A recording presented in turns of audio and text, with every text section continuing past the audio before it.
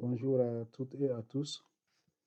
Je fais cette vidéo juste pour d'abord, dans un premier temps, expliquer une difficulté qu'on a avec le fichier Access sur la comptabilité du receveur ou sur la comptabilité de l'ordinateur et également montrer comment en fait résoudre cette difficulté-là. Donc, il faut dire que ça a commencé pratiquement le 3 septembre. Quand on ouvre le fichier, on n'arrive pas souvent à le refermer. Et entre-temps, on n'arrive même plus à l'ouvrir. Maintenant, il faut dire que ce n'est pas lié au fichier de la comptabilité du receveur, non. C'est lié plutôt à l'application même, au logiciel Access sur Windows 11.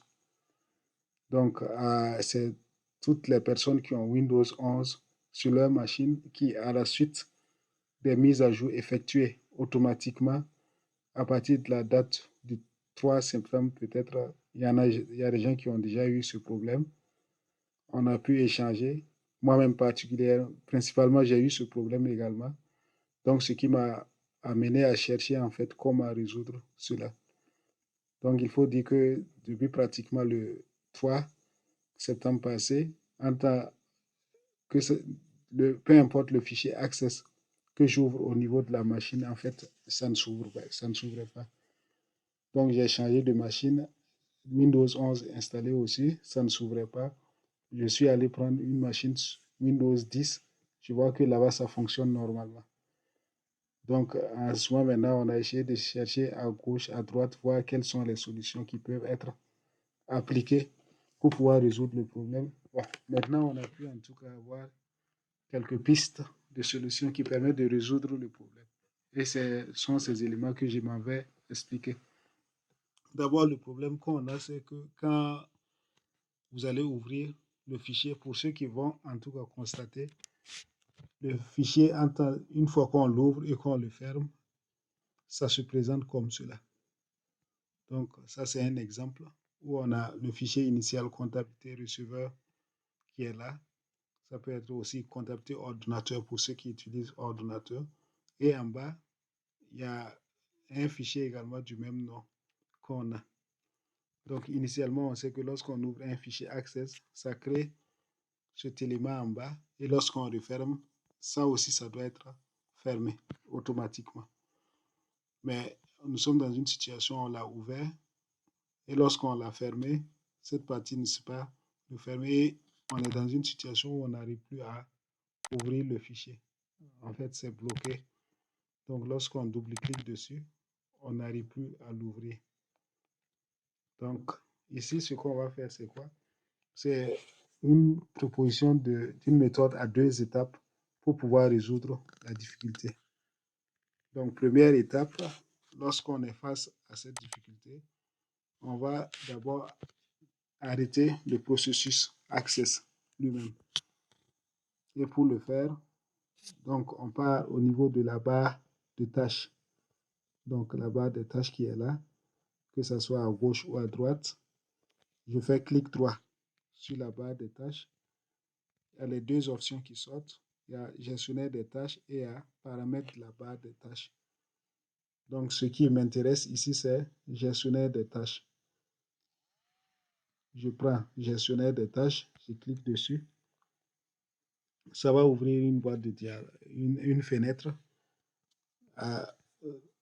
où on aura ces éléments. Donc, un peu à gauche, quand je regarde, je vais avoir les 3 barres qui sont la fenêtre de navigation. Donc, d'aucuns à l'ouverture peuvent tomber sur cette fenêtre-là qui est dépliée comme cela, qui est repliée comme cela. Donc, lorsqu'on clique dessus, voilà, ça se déplie. Lorsqu'on clique, ça se replie en fait pour laisser le champ un peu large.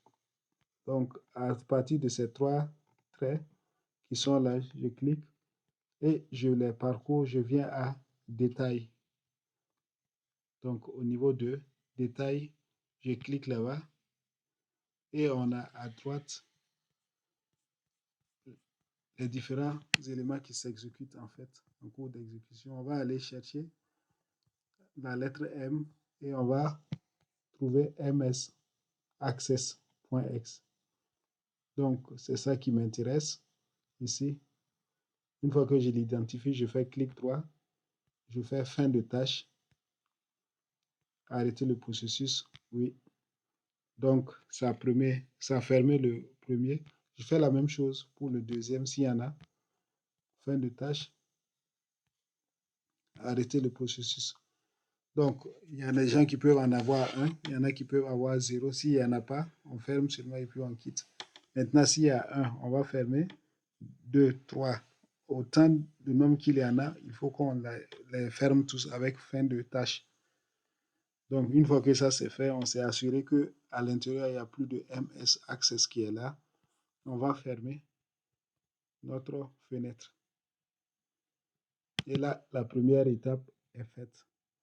La deuxième étape maintenant, on va ouvrir un fichier Access vierge, donc vide tout simplement. Donc, je prends le bouton démarrer, plus simple. Dans la barre de recherche, je saisis Access. Donc, il y a l'icône du logiciel Access qui vient. Donc, je clique dessus.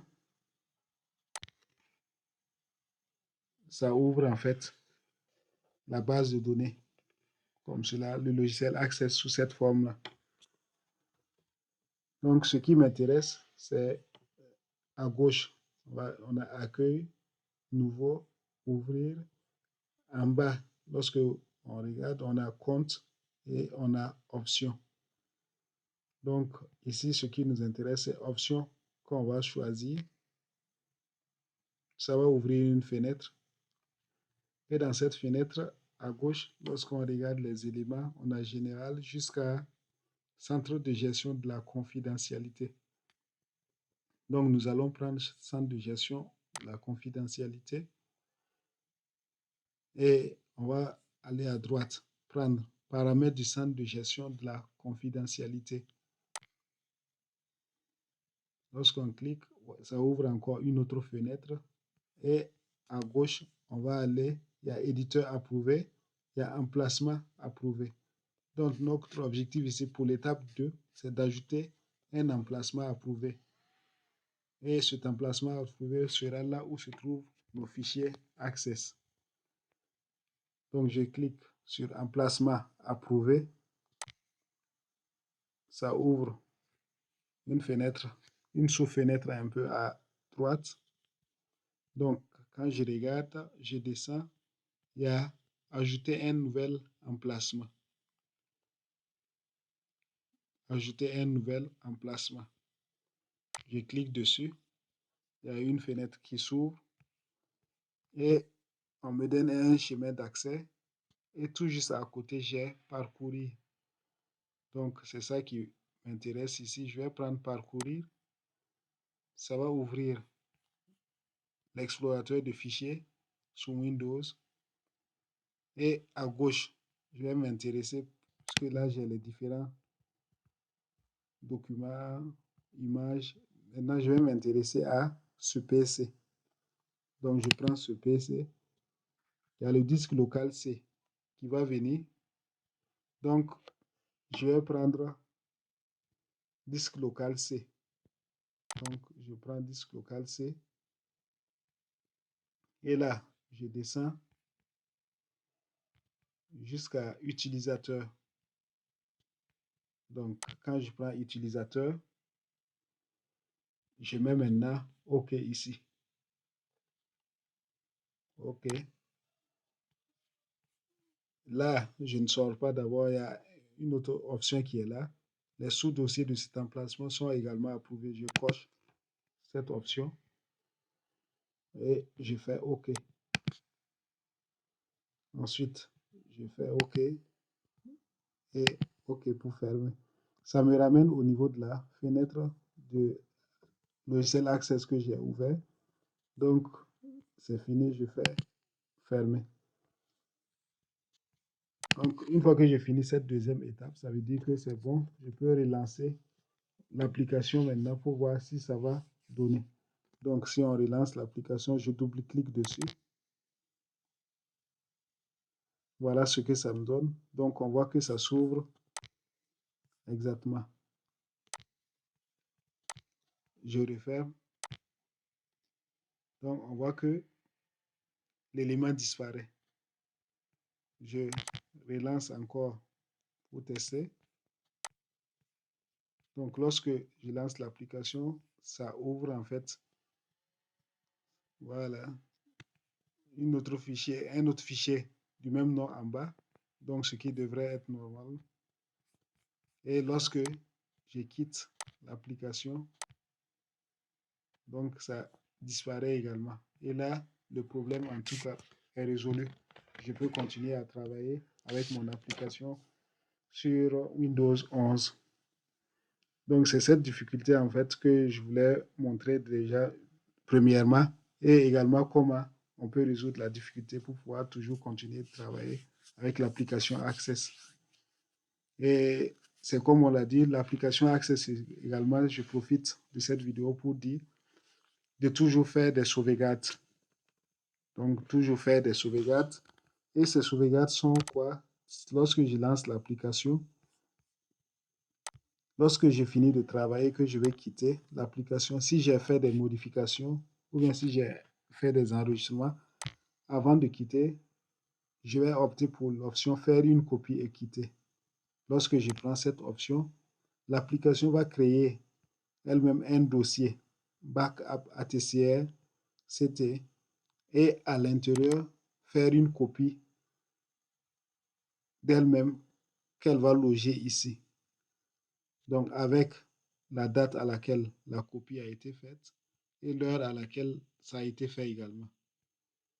Donc, et ça me permet toujours d'avoir une copie au cas où le fichier principal aurait une difficulté. Je peux toujours me rabattre sur la copie la plus récente pour pouvoir continuer. Donc, n'oublions pas de faire des sauvegardes périodiques. Je vous remercie pour le temps pris également pour suivre en fait cette vidéo et j'espère qu'elle sera utile dans le cadre de vos travaux. Merci beaucoup.